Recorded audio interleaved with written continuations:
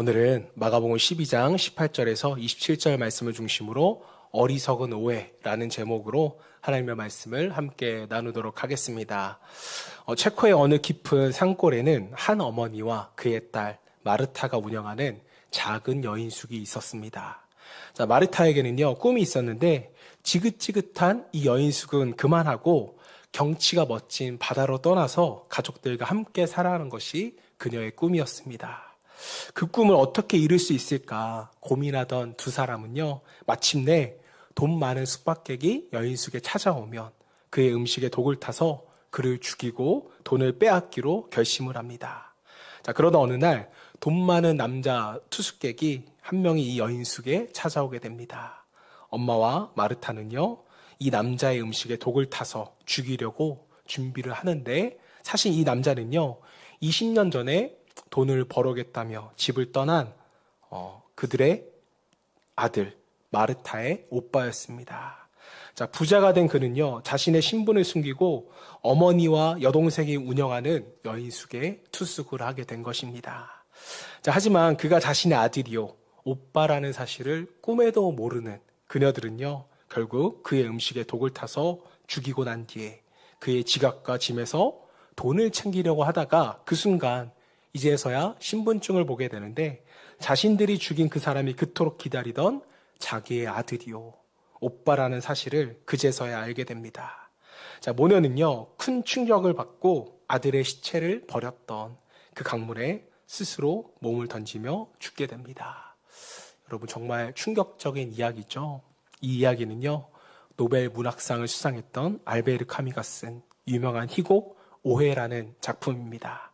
이제 까미는 이방인이라는 작품으로 굉장히 유명한 작가죠. 저는 이 작품의 제목이 왜 오해일까라는 생각을 좀 해봤습니다. 아들인지 모르고 죽여서 오해인 건가? 이렇게 단순하게 생각해 볼 수도 있지만, 여기서의 오해는요, 단순한 착각이나 정보의 부족을 말하는 그 오해가 아니라는 겁니다. 여기서의 오해는요, 함께 있으나 이해하지 않음의 존재적 오해를 의미한다고 합니다. 자, 카미가 이제 철학자이면서도 작가였기 때문에 우리에게는 굉장히 어려운 철학적 개념을 좀 희곡에 풀어 놓았는데요. 쉽게 말해서 이 존재적 오해라는 것은요, 상대가 무엇을 했는지를 잘못 알거나 또 이해하지 못함으로써 발생하는 문제가 아니라 그 사람이 누구인지를 알지 못해서 발생하는 그 문제를 의미하는 것입니다. 자, 까미는 기독교적 사상이 무너진 시대 속에서 죄로 인하여 타락한 인간이 정말 사람이 누구인지를 알지 못하는 존재적 오해 때문에 얼마나 많은 잘못과 또 범죄를 저지르고 있는지 우리에게 보여주기 위해서 이 희곡을 작성했다고 합니다. 자, 여러분들도 생각을 해보시면 우리는 상황에 대한 오해보다 사람에 대한 오해 때문에 그를 미워하고 죄를 짓는 경우가 훨씬 더 많다는 겁니다. 그리고 때로는 이 오해가 우리의 인생을 정말 비극으로 몰아넣게 되는 경우도 있습니다. 자, 오늘 본문에서도요, 오해로 인하여서 자기의 인생을 비극으로 몰아넣었던 그러한 사람들이 등장하는 것을 보게 됩니다. 그들은 바로 사두개인들입니다. 자, 예수님 당시에 사두개인들은 어떤 사람이었나요? 이들은 사회적으로 보면 귀족의 계층이었고, 또 종교적으로 보면 제사장들과 당시 유력자들로 이루어진 집단이었습니다. 늘 바리새인들과 쌍벽을 이루면서 종교 권력을 나누었던 자들이 바로 이 사두개인들이었다는 것이죠. 자, 그런데 이 사두개인들은 바리새인들과 교리적으로는 굉장히 다른 특징들이 있었습니다. 그게 뭐냐면요, 사두개인들은 부활을 믿지 않았습니다. 천사도 부정했어요. 그리고 영적 세계를 부정했습니다. 영적 세계를 부정했다는 건 뭐예요? 천국을 믿지 않았다는 거예요. 또 바리새인들과 다르게는 친로마적인 모습을 보였습니다. 자, 그런데 결국 이런 그들이 어떻게 되었습니까? 하나님을 가장 잘 안다고 생각했던 이들이, 또 말씀을 가장 가까이 두고 살았던 이들이 정작 하나님으로부터 가장 멀리 떨어진 길, 예수님을 대적하는 멸망의 길을 걸어가는 사람들이 되었다는 것입니다. 자, 여러분, 사두개인들은요, 모세 오경에 대한 자부심이 엄청나게 대단했던 사람들이었어요. 바리새인들은요, 모세의 오경을 믿었습니다. 그리고 플러스 장로의 유전, 그러니까 율법을 인정했지만, 이것을 율법으로 인정했지만 사두개인들은 달랐어요. 그들은 장로의 유전을 인정하지 않고 오직 성경은 뭐다? 모세 오경만이 성경이다. 이렇게 말했던 사람들이었습니다. 자, 그러다 보니 이들은요, 율법을 대충 아는 사람들이 아니었어요. 누구보다 철저하게 읽었고, 누구보다 깊이 연구했으며, 누구보다 모세 오경을 열심히 가르쳤던 사람들이 바로 사두개인이었다는 것입니다. 자, 그런데 여러분, 이렇게 말씀을 많이 알고, 많이 읽고, 많이 가르쳤던 사람들이 왜 예수님을 대적했던 것일까요? 또 부활이 없다라고 말하는 이런 심각한 오류에 빠지게 된 것이었을까? 예수님은 그 원인을 오늘 본문에서 분명하게 짚어주셨습니다. 그것은 무지 때문이 아니었어요. 말씀을 몰라서가 아니었습니다. 문제는 뭐였다는 거예요? 오해였다는 것이죠. 말씀이 없는 것이 아니라 말씀을 잘못 이해한 오해였습니다. 자, 여러분, 이 이야기는 결코 예수님 당시 사두개인들만의 이야기는 아니라고 저는 생각을 합니다. 오늘날 교회에 출석하는 많은 그리스도인들 가운데에서도요, 이 같은 오해로 말미암아 하나님의 진리에서 점점 멀어지고 자신도 모르는 사이에 멸망의 길을 달리고 있는 사람들이 얼마나 많은지 모르겠습니다. 자, 그래서 여러분, 말씀에 대한 오해를 결코 가볍게 여기지 않기를 바랍니다. 말씀에 대한 오해는요, 단순한 해석의 차이가 아니라는 거죠. 말씀에 대한 오해는 곧 주님에 대한 오해가 될 수도 있고, 더 나아가 하나님 존재 자체에 대한 오해로 이어질 수 있는 위험이 있습니다. 자, 그래서 우리가 신앙생활을 하면서도 이 문제만큼은요, 우리가 반드시 경계해야 되고, 또 제대로 정립을 해놓지 않으면 위험할 수 있어요. 우리의 신앙과 구원이 흔들릴 수 있다는 것입니다. 자, 그렇다면 여기서 우리는 이제 질문해야 합니다. 어떻게 하면 우리는 이런 오해에 빠지지 않을 수 있을까? 어떻게 하면 이런 오해에서 벗어날 수 있을까? 어떻게 해야 말씀을 읽고도 하나님을 오해하지 않을 수 있을까? 오늘 본문에서 주님은 그 해답을 우리에게 말씀해 주십니다. 오늘 말씀을 나누는 이 시간 동안 오해로 인하여서 사두개인들처럼 멸망의 길을 걷는 일이 우리 가운데 결코 일어나지 않기를 먼저 주님의 이름으로 축복합니다. 자, 그렇다면 우리는 어떻게 오해로부터 벗어날 수 있을까요? 자, 첫 번째로 자신의 판단을 과신해서는 안 된다는 거죠. 자, 본문에서 사두개인들은요, 부활을 선포하셨던 이 예수님을 공경에 빠뜨리기 위해서 질문하는 것을 우리가 볼 수 있습니다. 사두개인들은 부활을 믿는다고 했어요? 안 믿는다고 했어요? 안 믿는다고 했잖아요. 그들의 질문을 위해서 끌어온 것은요, 바로 유대인의 전통이었습니다. 어떤 전통이었냐면 레비르라는 제도를 끌고 들어와요. 레비르라는 풍습은요, 이제 룻기에도 나오지만 형이 결혼을 했는데 자손이 없으면은 누가 이 아내하고 여자하고 결혼을 다시 해요? 형의 동생이 다시 형수와 결혼해서 아들을 낳게 하는 것입니다. 자, 그런데 그 아들을 자기 아들로 삼는 것이 아니라 죽은 형의 호적에 아들을 다시 올려준다는 거예요. 여러분, 왜 이런 제도가 필요했을까요? 당시에는요, 아들이 없으면 가문의 토지를 다 빼앗길 수 있는 그런 시대였습니다. 자, 그렇게 되면 과부가 혼자 남아서 먹고 살 수 있는 길이 없어지잖아요. 한문으로는 수혼법이라고 하는데 이것은 인간이 만든 제도가 아니라 하나님께서 이스라엘의 공동체를 보호하기 위해서 허락하셨던 제도였습니다. 신명기 말씀을 보시면 이 제도에 대한 근거의 말씀이 있는데요. 우리 함께 읽어볼까요? 신명기 25장 5절 6절 말씀 함께 읽어봅니다. 시작. 형제들이 함께 사는데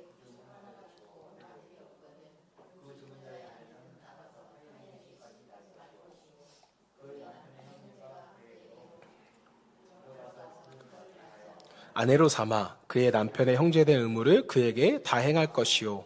그 여인이 낳은 첫 아들이 그 죽은 형제의 이름을 잊게 하여 그 이름이 이스라엘 중에서 끊어지지 않게 할 것이라. 자, 사두개인들이 왜 부활을 믿지 않았을까요? 그 이유가 바로 이 레비르 제도 때문이었습니다.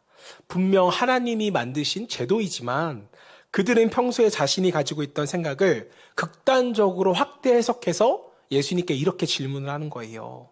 보면 20절에서 23절, 칠형제가 있었는데 마지가 아내를 취하였다가 상속자가 없이 죽고, 둘째도 그 여자를 취하였다가 상속자가 없이 죽고, 셋째도 그렇게 하여 일곱이 다 상속자가 없었고 최후에도 여자도 죽었나이다.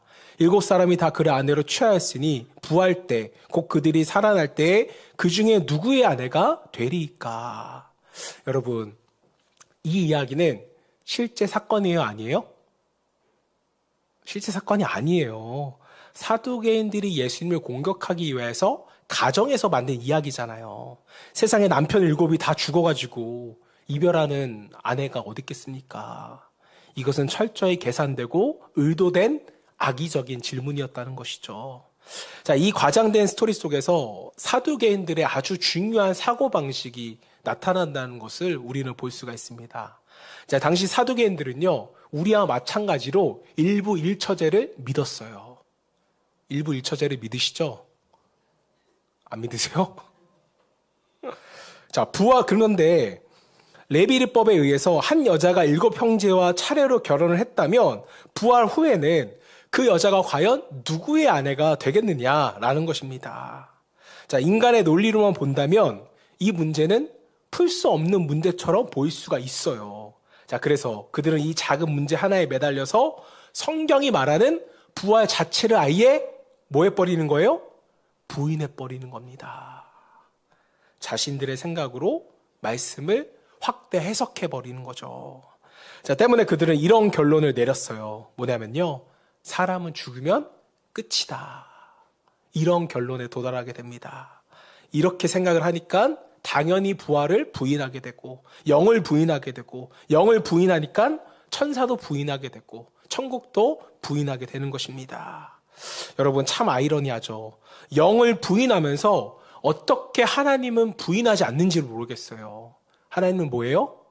하나님은 영이시니 하나님도 영이잖아요. 그러니까 자신들의 입맛대로 말씀을 취사 선택해서 해석을 했다라는 겁니다. 자, 때문에 예수님은 그들의 질문에 이렇게 단호하게 말씀을 합니다. 24절 말씀 함께 읽어볼까요? 시작. 예수께서 이르시되 너희가 성경도 하나님의 능력도 알지 못함으로 오해함이 아니냐. 예수님은 지금 사두개인들에게 너희가 성경도 하나님도 오해한다고 말씀을 합니다.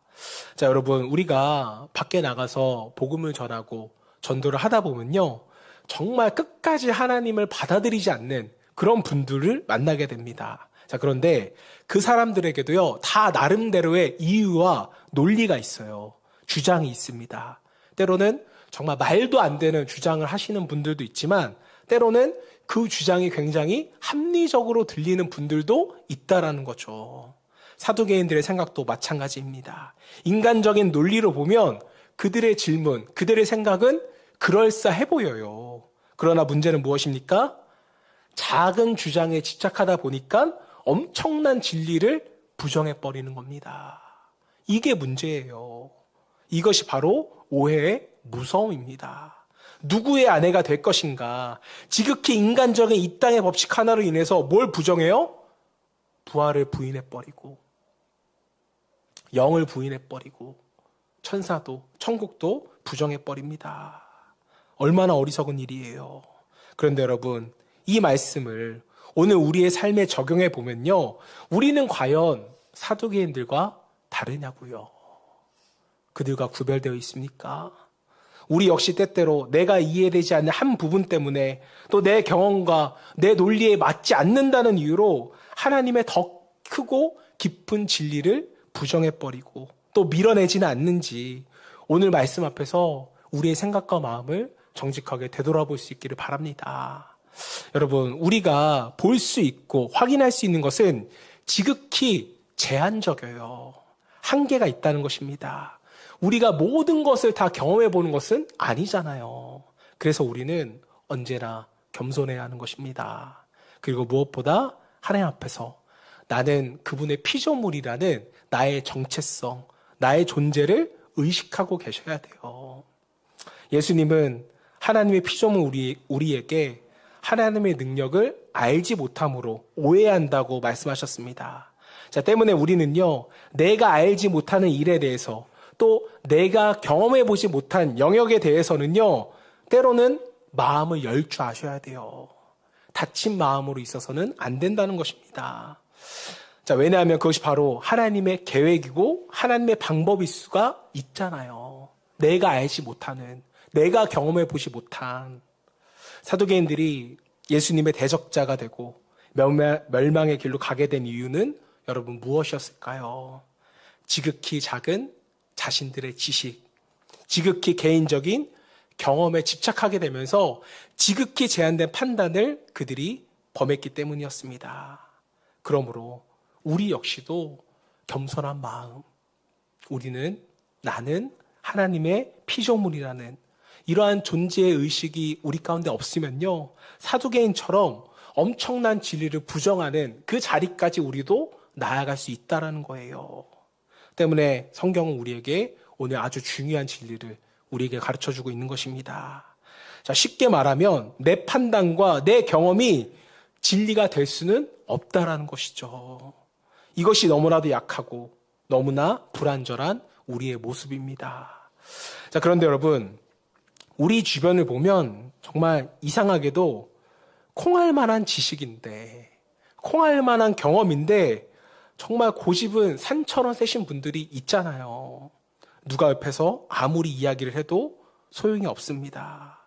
이런 분들은요, 복음을 전해도 부정하고요, 세상이 말하는 진리도 부정하고 오직 자기 자신만이 옳다고 생각하는 사람들이 있습니다. 왜 그럴까요? 안타깝지만 교만해서 그런 것이죠. 여러분, 내가 경험한 것일지라도 그것이 틀릴 수 있어요. 내 판단이 정확하지 않을 수가 있어요. 그래서 성경은 우리에게 분명하게 말합니다. 이 세상에 존재하는 절대 진리는 하나님뿐이 없다. 하나님 말씀 외에는 없다. 이 말씀을 붙잡고 살아가야 우리는요, 오해 없는 삶을 살아갈 수 있게 되는 것이죠. 우리는 이것을 진리로 받아들여야 합니다. 오직 하나님의 말씀만을 진리로 믿고 여러분들이 붙잡으셔야 돼요. 내 경험도 중요하고 내 판단도 분명 필요하지만 그것들은 언제나 틀릴 수가 있습니다. 또 달라질 수 있잖아요. 제가 예전에 스티븐 코비가 쓴 세계적인 베스트셀러 성공하는 사람의 7가지 습관에서 나왔던 이야기를 제가 들려드린 적이 있는데 오늘 다시 한 번 더 들려드릴게요. 자, 스티븐 코비가 뉴욕의 지하철에서 묵상을 하며 가고 있는데 한 아버지와 아들이 지하철을 탑승하게 됩니다. 자, 탑승하더니 갑자기 아이가 엉엉 우는 거예요. 그런데 아버지는 아이를 달래지 않고 그냥 멍하니 앉아만 있는 것입니다. 사람들은 수근수근 걸었고 아이의 울음소리가 점점 커지자 한 사람이 대표로 아이 아버지에게 말합니다. 아니, 아이가 이렇게 크게 우는데 공공장소에서 뭐 하는 겁니까? 빨리 아이의 울음을 그치게 해주세요. 이렇게 나무라자 그제서야 아버지는 정신을 차리고 사람들에게 말합니다. 죄송합니다. 방금 전에 저의 아내, 이 아이의 엄마가 세상을 떠났습니다. 너무나 갑작스러워서 아이를 생각하지 못했네요. 죄송합니다. 라고 말했을 때 아버지와 아이를 향한 사람들의 분노는요, 한순간에 어떤 눈빛으로 바뀌었을까요? 연민의 눈빛으로 바뀌었다는 것입니다. 여러분, 우리도 길 가다 보면 공공장소에서 이런 장면들을 가끔 보잖아요. 아이는 정말 활기차게 뛰어 돌아다니고 막 울고 있는데 아이를 제지하지 않아요. 우리는 뭐라고 생각해요? 몰상식하다고 생각하잖아요. 하지만 그 아버지의 말을 듣고도 우리가 또다시 그렇게 판단할 수 있을까요? 그럴 수 없다라는 것이죠. 우리의 판단은 이토록 부정확할 수가 있다는 겁니다. 자, 그래서 우리는 어떻게 해야 할까요? 내 판단을 너무 과신하지 말고 하나님 앞에 그 뜻을 구하며 겸손해야 하는 것입니다. 자, 여러분, 굉장히 흥미로운 사실이 하나가 있습니다. 이것도 뭐 저의 주관적인 생각일 수 있지만 정말 제대로 학문을 공부하신 분들, 그리고 흔히 말하는 세상적으로 굉장한 부를 이루신 분들, 또 제가 권력자분들 또 많이 만나봤잖아요. 경찰서장님들, 청장님들 이런 분들도 많이 만나봤고 한국교회 초대형 교회 목사님들 이런 분들도 제가 사적인 자리에서 만났을 때 느낀 것이 있습니다. 그분들이 오히려 사적인 장소에서 더 겸손해서요. 더 자기를 낮출 줄 아는 분들이었습니다. 그리고 과학자들, 연구원분들, 박사님들 이런 분들을 만나도 이런 분들이 굉장히 이성적인 분들이잖아요. 과학으로 검증된 것만 믿는 분들인데도 이분들이 하나님을 부정하지는 않습니다. 함부로 말씀하지 않으세요. 하지만 오히려 작은 지식, 작은 부, 작은 권력을 소유하신 분들이 오히려 자기 경험 하나 붙잡고 사람들을 무시하고 하나님을 부정하는 경우가 더 많더라는 겁니다. 이런 분들이 오히려 더 논리도 통하지가 않고요. 대화가 통하지가 않더라고요. 물론 아닌 분들도 있겠죠. 여러분, 우리는 반드시 기억해야 합니다. 내 판단을 너무 과신하지 말고 하나님 앞에서 나의 마음을 낮출 것. 우리는 이것을 항상 마음판에 새겨야 합니다. 본문에 나오는 사두개인들 한번 보세요. 그들은 하나님을 섬겼고 모세 오경을 달달 외우는 사람들이었습니다. 그런데 왜 멸망의 길을 걸어갔습니까? 오해였기 때문이었습니다. 그 오해는 어디서 시작되었습니까? 레비르라는 전통 하나에 집착했기 때문이었어요. 다시 말하면 내 판단, 내 기준을 붙들고 살아갔기 때문에 그들은 오해하며 멸망의 길을 걸어갈 수밖에 없었다는 것입니다. 자, 그러므로 사랑하는 여러분, 우리는 정말 겸손한 마음으로 내 판단보다 하나님의 말씀을 앞세우는 믿음, 내 경험보다 하나님의 능력을 신뢰하는 그 마음으로부터 우리는 오해를 풀 수 있어야 돼요. 오해를 이겨낼 수 있어야 됩니다. 저 여러분 모두가 하나님의 말씀 앞에서 겸손함으로 오해를 벗어날 수 있기를 주님의 이름으로 축복합니다. 자, 그래서 한 발 더 나아가서 우리는 어떻게 오해로부터 벗어날 수 있을까? 자, 두 번째는요. 나무와 숲을 우리가 동시에 볼 수 있는 그런 훈련이 우리 가운데 필요합니다. 여러분, 나무와 숲을 동시에 본다. 많이 들어보셨죠? 이 말은요. 성경 해석학에서 아주 중요하게 말하는 원리입니다. 모든 목회자들이 이 원리로서 성경을 해석하고 말씀을 전해요. 자, 먼저 나무를 보라는 말은요. 성경을 어떻게 보라는 거예요? 세밀하게 보라는 것이죠. 여러분, 성경을 읽을 때는 대충 보시면 안 돼요. 아는 단어도, 아는 이야기도 집중해서 봐야 됩니다. 왜 그렇습니까? 때로는 단어 하나가 중요하고, 때로는 쉼표 하나가 그 의미를 바꾸기 때문에 그렇습니다. 자, 그런데 동시에 필요한 게 있어요. 그게 뭐예요? 나무를 보면서 동시에 숲을 볼 수 있어야 된다는 거예요. 저는 이것이 안목이라고 생각합니다. 세밀하게 보되 전체 숲을 볼 수 있는 것. 자, 여러분, 저는 이런 해석 방법은요, 성경을 읽을 때만 필요한 것은 아니라고 생각을 합니다. 우리가 이 세상을 살아갈 때도 세밀함과 전체를 볼 수 있는 시야, 이 두 가지가 저는 함께 갈 수 있어야 된다고 생각을 해요. 자, 그런데 많은 사람들이 어디에서 실수를 해요? 물론 저도 이런 실수를 가끔 하는데 나무만 보고 숲 전체를 보지 못할 때가 있어요. 그런 실수를 하는데 특히 성경을 볼 때 우리가 이런 실수를 하게 되잖아요. 그럼 어떠한 현상들이 발생할 수 있냐? 최악의 경우에는요, 이단에 빠질 수가 있습니다. 대표적으로 신천지를 예를 들어볼게요. 자, 성경 전체를 보면 하나님의 구원은 모든 사람에게 열려 있어요? 아니면 특정 사람에게만 열려 있어요? 모든 사람에게 구원은 열려 있습니다. 하나님께서 모든 사람이 구원받기를 원하신다고 말씀하셨잖아요.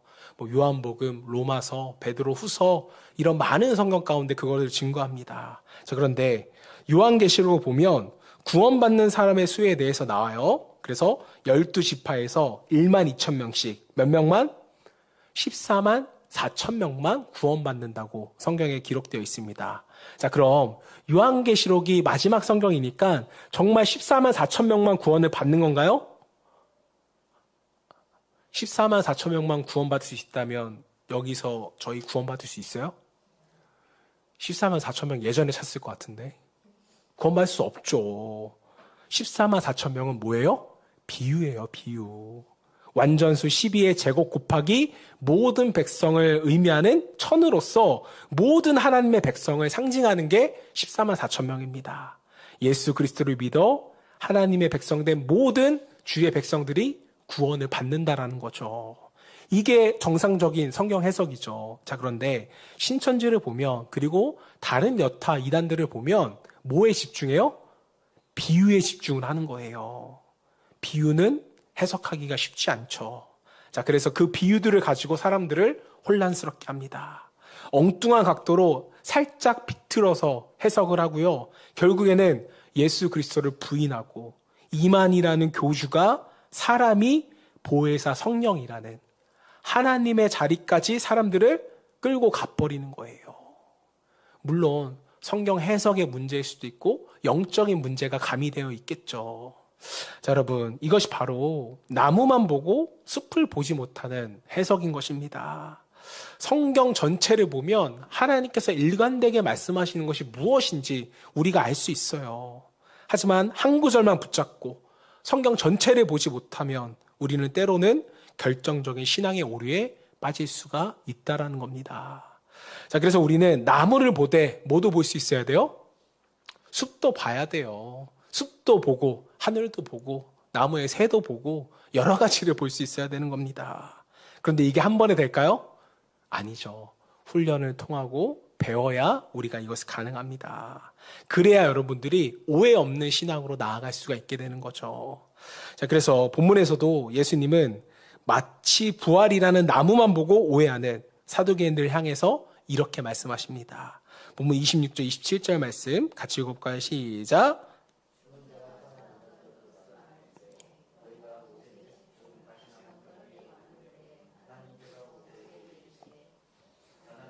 하나님이요 이삭의 하나님이요 야곱의 하나님이로다 하신 말씀을 읽어보지 못하였느냐. 하나님은 죽은 자의 하나님이 아니요 산 자의 하나님이시라. 너희가 크게 오해하였도다 하시니라. 지금 예수님은요 사두개인들이 아주 잘 알고 있는 모세오경에 나오는 인물들을 통하여서 설명하고 계시는데, 자, 하나님께서는 모세에게 나타나셔서 자신을 누구의 하나님이라고 설명하세요? 나는 아브라함의 하나님, 이삭의 하나님, 야곱의 하나님이다. 자기 자신을 이렇게 소개한다고 그들에게 말합니다. 자, 여러분 한번 생각을 해보세요.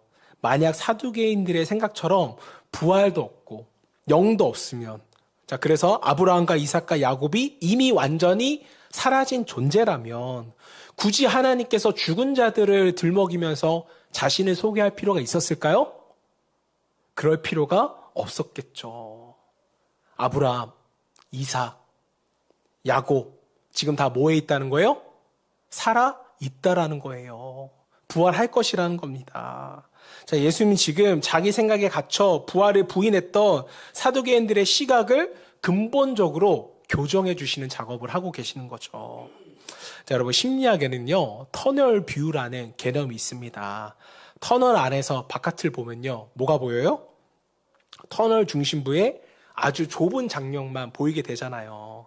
시야가 극도로 제한이 된다는 것인데 어린아이들이 이런 터널 뷰를 가지게 됩니다.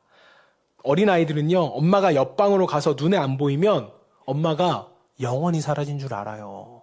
지금 서원이가 그런 단계죠.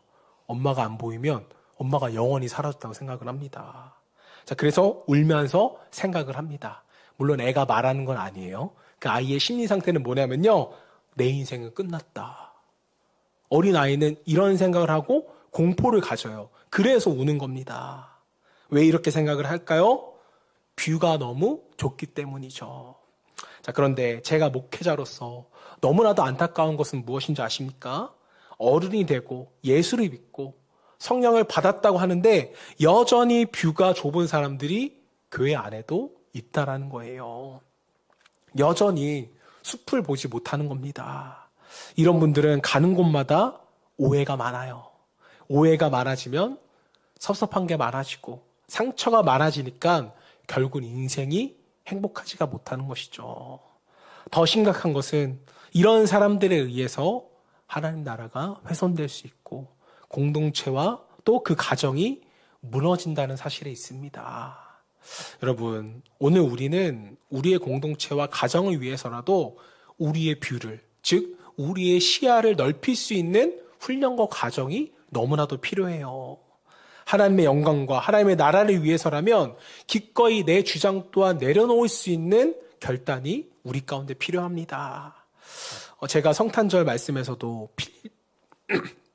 필립 얀시의 글을 인용해서 말씀을 드렸는데 인용글을 찾다가 오늘 말씀과 연관되는 그런 이야기가 있어서 말씀을 드리고 말씀을 맺도록 하겠습니다. 필립 얀시가 헬스클럽에서 운동을 하다가 한 가지 사실을 깨닫게 돼요. 바로 현대인들이 자신의 몸을 얼마나 중요시 여기는가, 이것을 깨닫고 그것을 책으로 쓰게 됩니다. 저도 그 책을 읽으면서 저의 뷰가 얼마나 작은지를 다시 한 번 더 깜짝 깨닫게 됐어요. 여러분 가만히 생각해 보세요. 우리가 먹는 몸에 좋은 음식, 많은 영양제, 또 이용하는 식당과 카페, 의복과 패션, 마트와 백화점, 미용실과 피부관리실, 병원, 화장품까지 이 세상에 몸과 관계없는 산업을 찾기가 어렵죠. 다 우리 몸에 관련된 그런 산업이 주류를 이루고 있습니다. 자, 그럼 여러분, 건강을 지키는 것이 잘못이에요? 아니에요. 외모를 가꾸는 것이 죄입니까? 그것도 아니죠. 자, 우리의 시각은 잘 먹고 건강하게 사는데 굉장히 집중되어져 있습니다. 자, 그런데 필립 얀시가 말하는 문제는 무엇인가? 우리가 건강에는 집중하는데 죽음을 잊고 산다는 거예요. 죽음을 생각하지 않는다는 것입니다. 다시 말해서 삶의 중요한 한 축을 잃어버리고 살아가고 있다는 거죠. 자, 필립 얀시는요, 오늘 이 시대의 문화는 우리의 시선을 철저하게 이 땅에 묶어두고 있다라고 지적을 합니다. 자, 그래서 그리스도인들조차 이 물결에 휩쓸려서 하나님과 죽음을 보지 못하고 본문의 사두개인들처럼 오해하며 이 땅의 산만을 바라본다고 지적을 합니다. 자, 여러분, 세상 사람들이야 그렇다 치더라도 오늘날 그리스도인들마저도 세상과 똑같이 이 땅만 바라보고 살아간다면 삶으로는 부활을 부인하면서 이 땅에만 집착을 하는 본문의 사두개인들과 우리의 다른 점은 무엇일까요?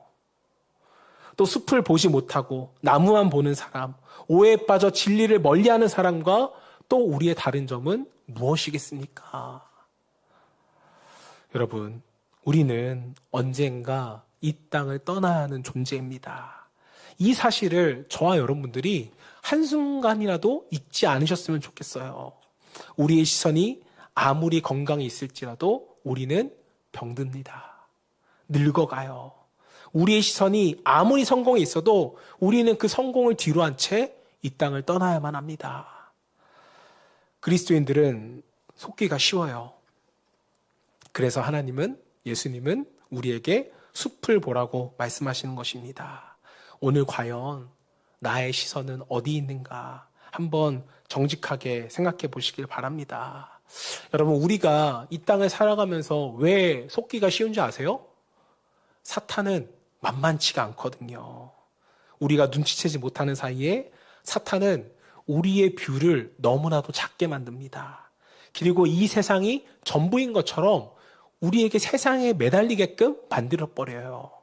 그러나 오늘 주님은 우리에게 분명하게 말씀해 주셨습니다. 우리는 단지 죽어야 할 존재가 아니라 장차 반드시 부활할 존재라고 우리에게 진리를 말씀하셨습니다. 우리는요, 언젠가 부활하여서 그리스도의 심판대 앞에 서게 됩니다. 그때 과연 여러분, 우리가 무엇으로 평가받게 돼요? 구원 이후에 우리가 어떤 가치관으로 살아왔는지, 우리의 자원과 시간을 어디에 사용했는지, 우리의 믿음과 우리의 행함을 하나님 앞에서 평가받게 됩니다. 자, 우리가 진정으로 부활을 믿는다면 여러분, 이 땅에서 조금 가난하게 산다고 낙심할 필요가 없어요. 몸이 조금 병들었다고 절망할 이유도 없습니다. 왜 그렇습니까? 우리는 다시 부활할 존재이기 때문에 그렇습니다. 그러므로 이 땅의 것에 목매는 세상 사람들처럼 우리는 살아갈 필요가 없어요. 나무만 보면 세상 끝인 것 같지만 인생 전체를 보면 그것은 결코 전부가 아니게 됩니다. 오늘의 어려움에만 시선을 고정하지 마시고 언젠가 부활의 존재라는 것을 우리가 기억하면서 하나님이 오늘 우리에게 주신 은혜와 행복을 놓지 않고 오늘 하루의 삶에 충실할 수 있는 저와 여러분 되시기를 주님의 이름으로 축원합니다.